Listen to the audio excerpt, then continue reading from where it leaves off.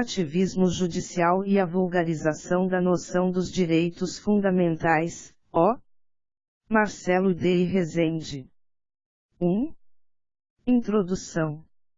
Este artigo, como o próprio título já informa, tem como pretensão discorrer sobre as tentativas de se vulgarizar os direitos fundamentais ditados em nossa Carta Magna, aliado à preocupação de supostamente se impor limites às decisões judiciais, fazendo nascer o chamado fenômeno da judicialização da política e do ativismo judicial.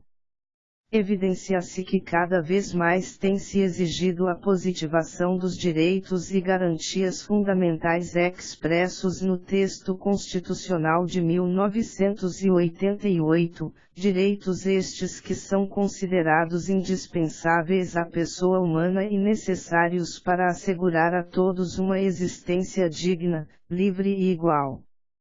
Para tanto, torna-se necessário expormos, por necessário, primeiramente, sobre os direitos e garantias fundamentais assegurados constitucionalmente, demonstrando a necessidade de tais direitos terem aplicabilidade imediata, dada sua importância, bem como mencionar, brevemente, o surgimento de tais direitos, seu conceito, características, funções, gerações/dimensões e previsão legal, para, ao final deste artigo, abordar-se com propriedade a vulgarização dos direitos fundamentais.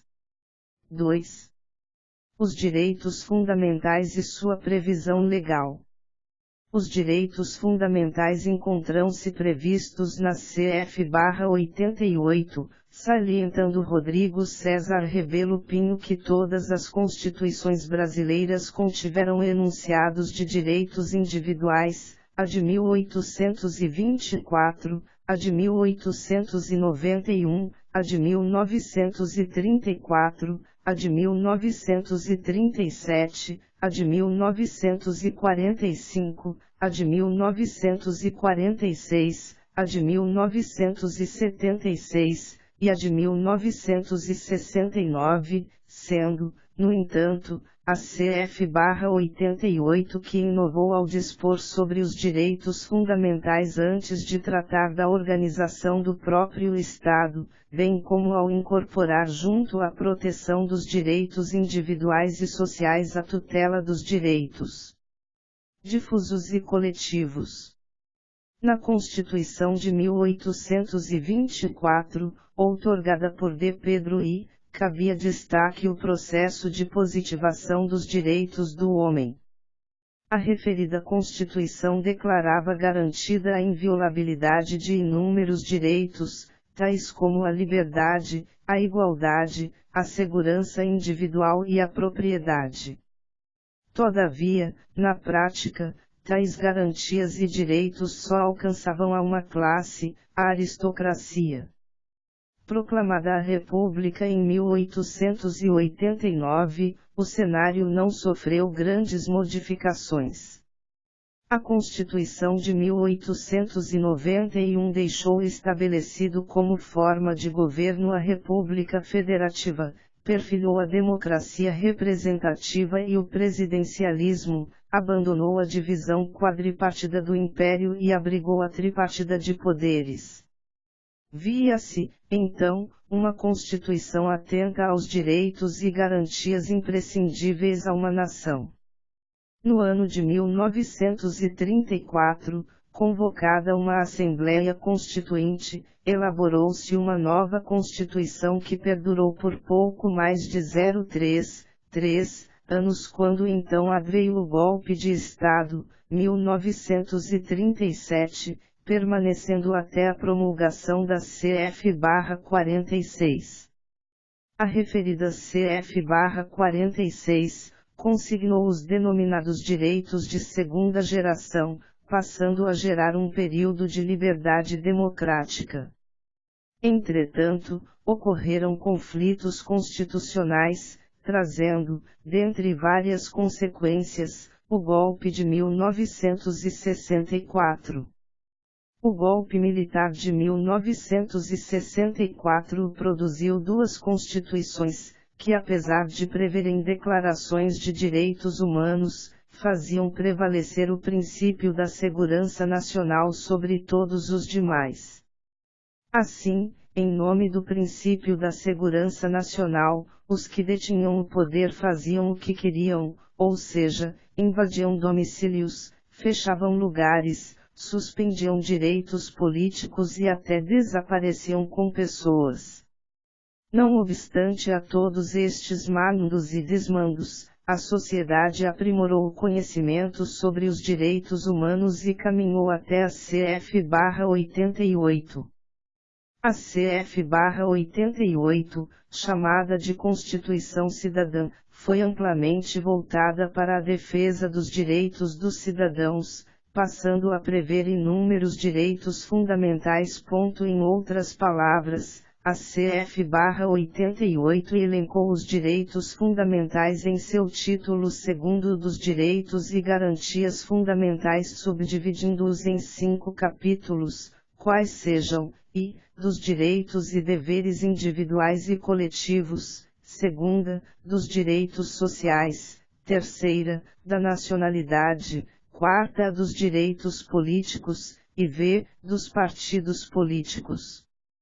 Ressalta Rodrigo César Rebelo Pinho, inclusive, nesse contexto, que, dentro da sistemática adotada pela Constituição brasileira, o termo direitos fundamentais é gênero, abrangendo as seguintes espécies: direitos individuais, coletivos, sociais, nacionais e políticos.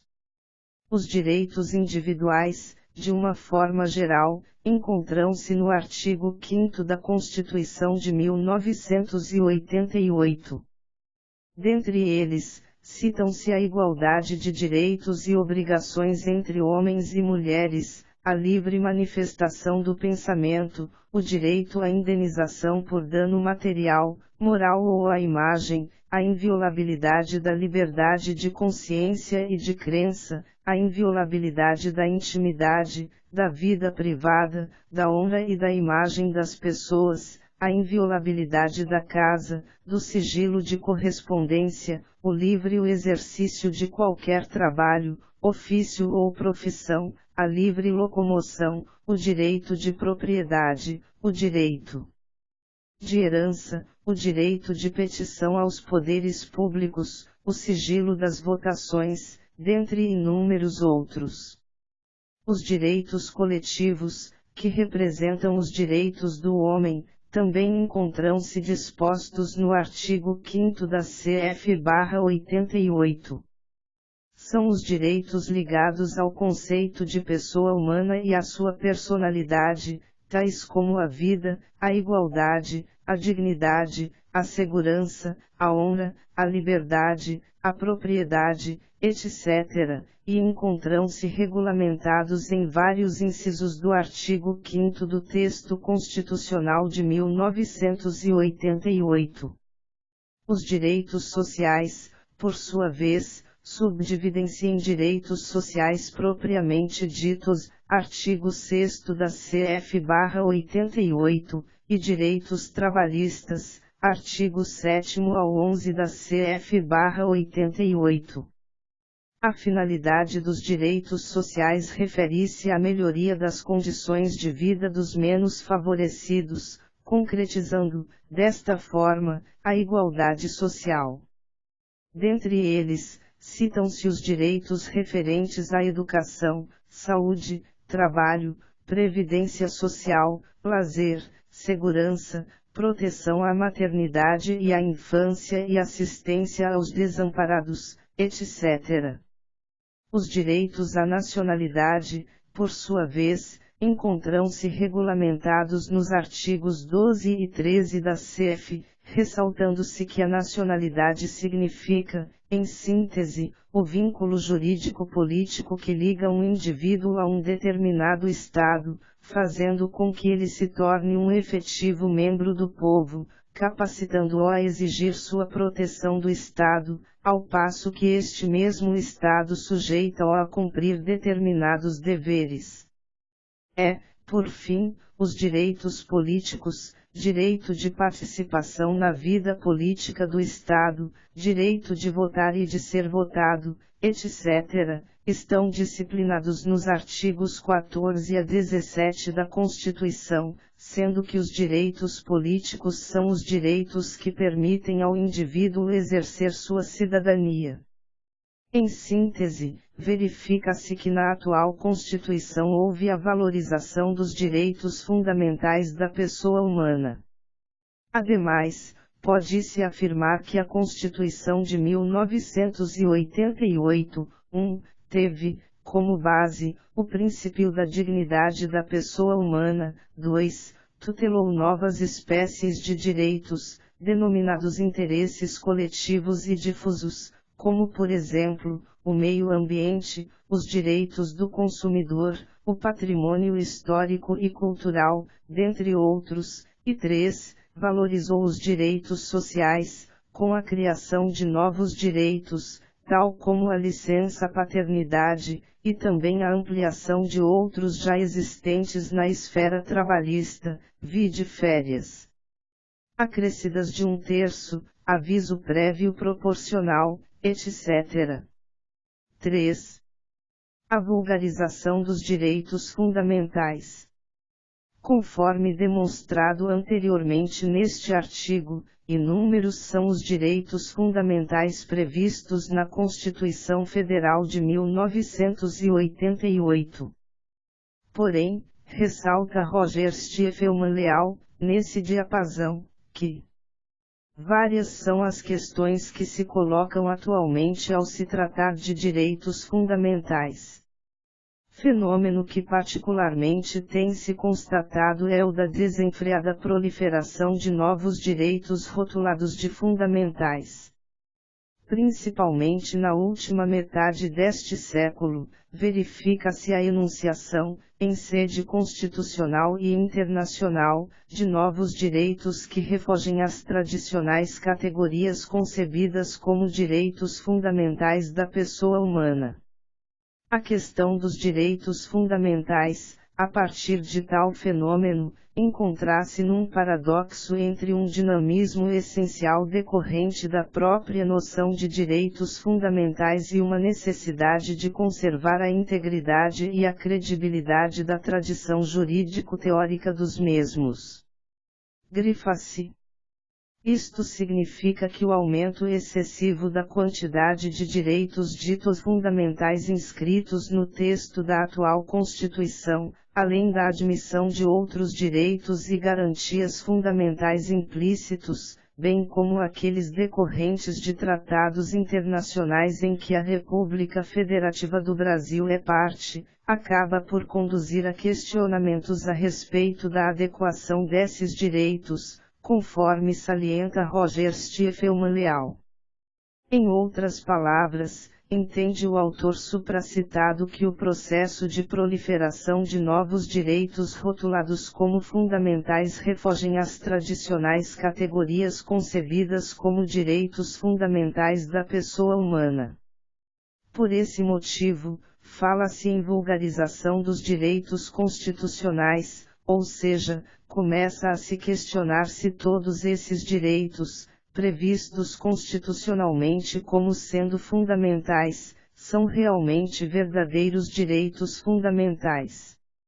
Igualmente entende Roger Stiefelman Leal, mencionando, sob um outro enfoque, poder-se-ia falar de uma desvalorização da noção de direitos fundamentais, isto é, ao se afirmar que todos esses direitos são direitos fundamentais, haveria uma vulgarização da própria conotação de direitos fundamentais.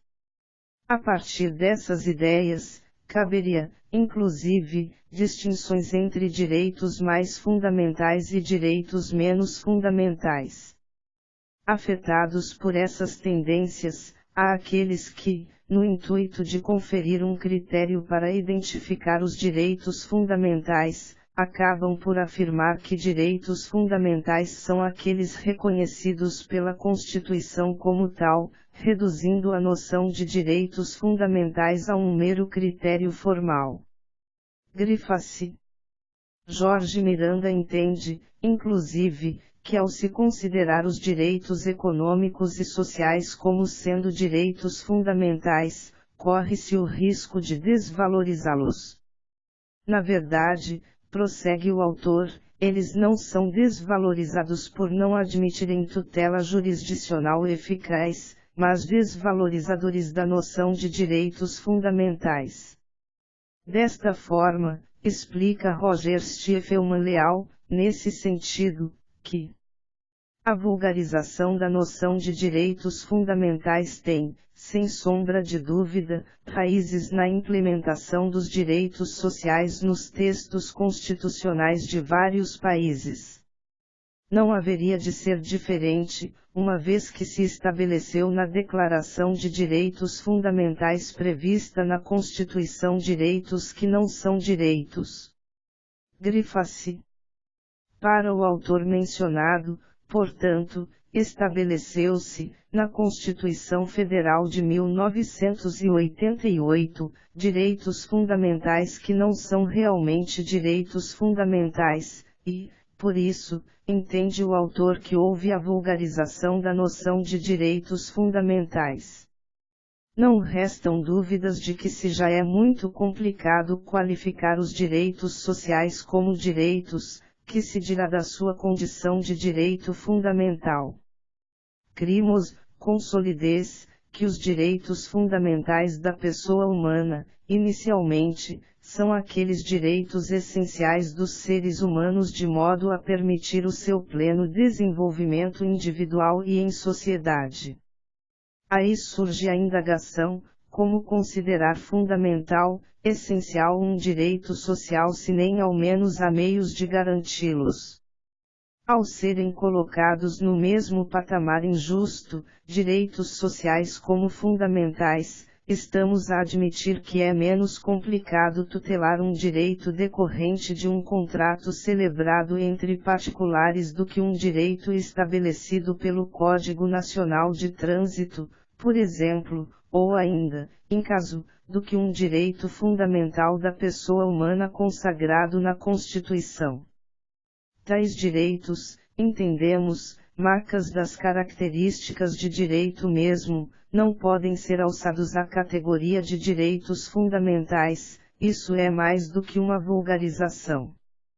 Temos por bem em ousar dizer neste singelo texto, que os direitos sociais e econômicos, pois, embora qualificados na Carta Magna, não são direitos fundamentais, vez que não detêm a mínima qualidade para o serem, são direitos que, de acordo com nosso estudo, não podem ser sequer exigidos, mesmo que tenham sido equivocadamente inscritos como fundamentais na Constituição não o são. Em sendo assim, como podemos falar de um direito se não poderemos garanti-lo na via judicial, pois qualquer violação a este suposto direito não poderia ser, desde logo, sancionada ou compensada. A intenção da sociedade é louvável, isto é, de tentar garantir mais direitos para si, colocando-os a níveis elevados, todavia, tal meta, não pode ser realizada atropelando elementos conceituais que são os mesmos que conceituam corretamente o que são direitos fundamentais, o que não é o caso dos direitos sociais, que têm conceitos estruturalmente incompatíveis entre si. A inexistência, em termos práticos, de tutela judicial aos direitos sociais coloca-os em confronto com a própria ideia de direito fundamental é o que afirma Lowenstein em seu Teoria de la Constitución. Barcelona, dizendo ainda que os direitos sociais não são direitos em sentido estrito, já que não podem ser exigidos judicialmente do Estado antes de terem sido institucionalizados por uma ação estatal. Norberto Bobbio se manifestou sobre o assunto na obra A Era dos Direitos, dizendo: tanto é assim que na Constituição italiana, as normas que se referem a direitos sociais foram chamadas pudicamente de programáticas. será que já nos perguntamos alguma vez que gênero de normas são essas que não ordenam, proíbem ou permitem rite e nunc, mas ordenam, proíbem e permitem num futuro indefinido e sem um prazo de carência claramente delimitado? Sobretudo, já nos perguntamos alguma vez que gênero de direitos são esses que tais normas definem? Um direito cujo reconhecimento e cuja efetiva proteção são adiados sine die, além de confiados à vontade de sujeitos cuja obrigação de executar o programa é apenas uma obrigação moral ou, no máximo política, pode ainda ser chamado de direito. A diferença entre esses auto-intitulados direitos e os direitos propriamente ditos não será tão grande que torna impróprio ou, pelo menos, pouco útil o uso da mesma palavra para designar uns e outros. Grifa-se.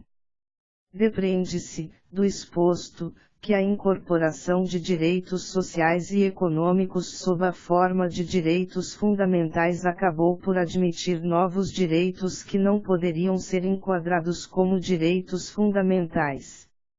Em outras palavras, prevêem-se, na Constituição de 1988, direitos econômicos e direitos sociais que são rotulados de fundamentais, mas que na realidade, não o são, levando-se, como consequência, à degradação da noção de direitos fundamentais.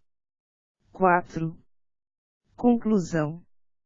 Pretendeu-se demonstrar neste artigo, a vulgarização que vem sendo imposta à noção dos direitos fundamentais no Brasil, no que cremos, representa ainda um urgente desafio para todos os operadores do direito, especialmente para nossos julgadores, que necessitam perscrutar tais institutos em paralelo ao surgimento da judicialização da política e do ativismo judicial, para terem uma melhor compreensão dos mesmos no seu âmbito laboral.